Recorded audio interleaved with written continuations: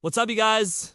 It's me here. So, if you've been trying to buy a house lately, you know how crazy the market is. From bidding wars to interest rates. Let's face it, it's a lot right now. And that's why it is surprising to learn that 35% of first-time homebuyers in 2025 got help from family, which is up from 18% back in 2020. So let's talk about what's happening, the pros and cons of taking money from your parents to buy a house and how this is quickly becoming a two-tier market between those who have access to money and those who do. But before we start, it would mean a lot to me if you liked this video and subscribed if you have undone that already. And as a thank you for doing that, here's a picture of a baby turtle. So, first of all, let's talk about exactly what's happening in the real estate market today. Because unless you've been living under a rock, you probably noticed that buying a house right now sucks. With mortgage rates rising above 7%, inventory near historic lows and prices still 30% higher than a year ago, fewer people are able to afford a home than ever before. As a result, all cash sales accounted for 28% of the market in September, which is the highest level since 2008. Plus, with the average price of a newly built home now costing $471,000, a growing number of builders are choosing to rent back their properties to their original owners for anywhere from 6 months to a year. Of course, that comes at a cost. Renting back your own home could cost 30% more than renting a comparable property, but this seems to be worth it for some people who need additional time to move or prepare for unexpected expenses. After all, who doesn't love paying rent to yourself? On top of that, there's also a lesser-known phenomenon known as the Nepo buyer, which is when a first-time home buyer receives financial assistance from their family to be able to buy a house. According to Redfin, the percentage of first-time home buyers who received help from family increased from 18% in 2022, 35% in 2025. In some cities like San Diego, Austin, and Miami, that number is even higher. So what's behind this trend? Well, apparently, it's driven by soaring home prices, limited supply, higher interest rates, and a desire to stay close to aging parents. In fact, even though millennials are the largest share of home buyers, accounting for nearly 40% of transactions, they're much more likely to receive financial assistance from their parents than previous generations. This is partially due to higher home prices and partially due to the fact that millennials are marrying later and having children later, meaning they have a longer runway to support their own parents and receive support in return. However, the unintended consequence of this is that it creates an uneven playing field between those who have the ability to leverage their parents' wealth and those who do UNT. For example, this couple saved for 8 years to purchase a $600,000 home in the Bay Area, but after writing multiple offers and losing out to investors, they ended up walking away empty. On the other side of the transaction was this couple who had recently gotten married. And when their offer was accepted, they were shocked to find out that the buyers were using their parents' equity from another property to finance their down payment. Ultimately, they ended up giving up and continuing to rent. So given how high home prices are today, here's why you should consider asking your parents for help, the good and the bad. First, on the bright side, asking your parents for help is usually better than turning to a bank. That's because banks come with strict guidelines and requirements that must be met in order to qualify for a loan. And so, as a result, you'll probably have to wait until you have the necessary income, credit score, down payment, and debt-to-income ratio to be approved. On the other hand, family is much more flexible, and they're often willing to lend money without interest,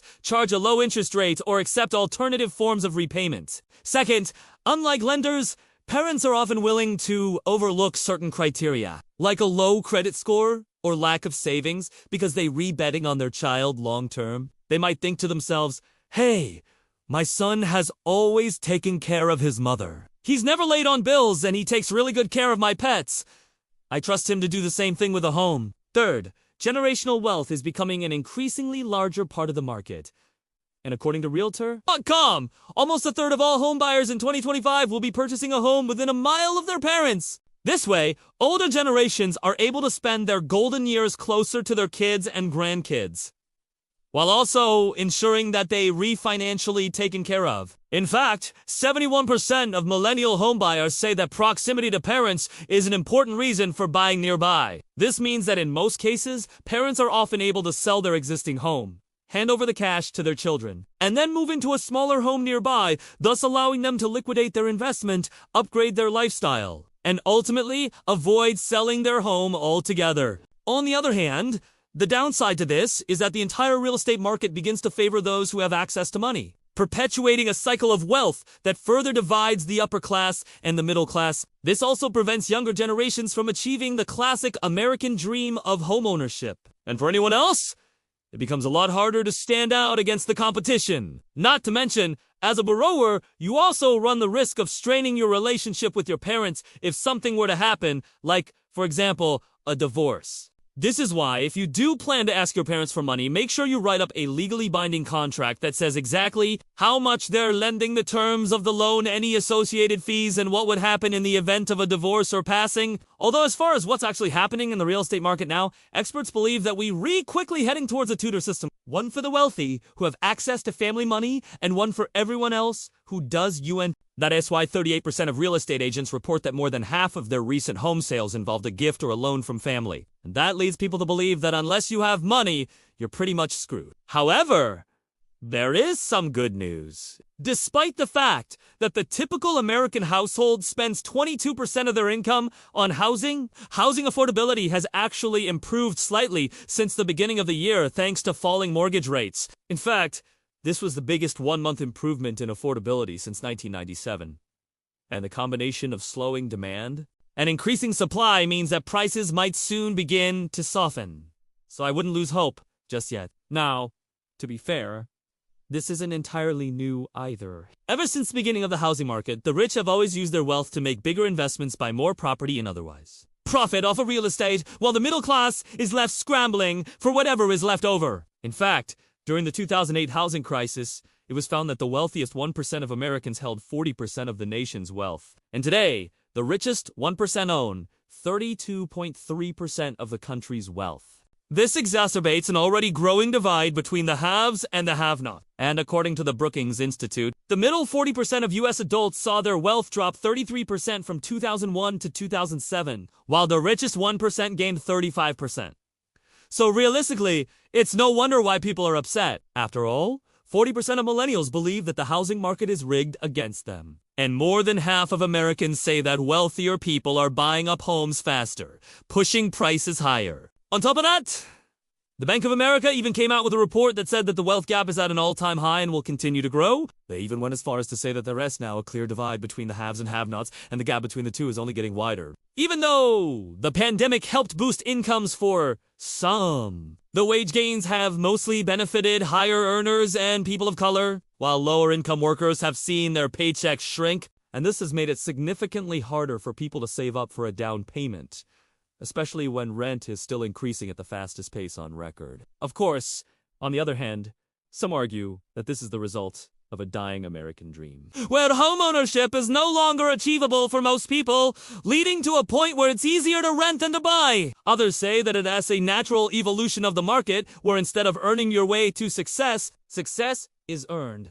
through your network. Still, others simply blame the boomer generation, saying that they took advantage of loose lending practices and government subsidies to buy multiple homes, drove up the market, and leave nothing left for the rest of us. But personally, I think there's something to be said about all of these points. That's because there's plenty of research that shows that most wealth is passed down through inheritance, not earned. For example, Credit Karma cited a Federal Reserve study that suggests that 36% of Americans who inherited money said that it gave them a significant leg up. In addition to that, it was found that the majority of Americans who receive inheritances use the money to buy a home, invest, or start a business. When you look at it like that, it makes sense to be prepared and proactive. And if your parents are in a position to help, then why not take them up on their offer? Otherwise, you're letting go of the little control you have left over the situation. Overall, I'm not gonna lie, the market conditions today make it difficult for anyone to get ahead. And in some ways, it feels like there are two sets of rules. One for the rich and one for everybody else. But that doesn't mean that you shouldn't try. As unlikely as it may seem, home prices will eventually begin to fall and inventory will pick back up. Until then, continue to save up, keep your eye out, and be ready to pounce when the time is right. So with that said, you guys, thank you so much for watching. Also, Make sure to add me on social media and to my second channel. I post there every single day. I'm not posting here, so if you want to see a brand new video from me every single day, make sure to add yourself to that. Thank you so much, and until next time.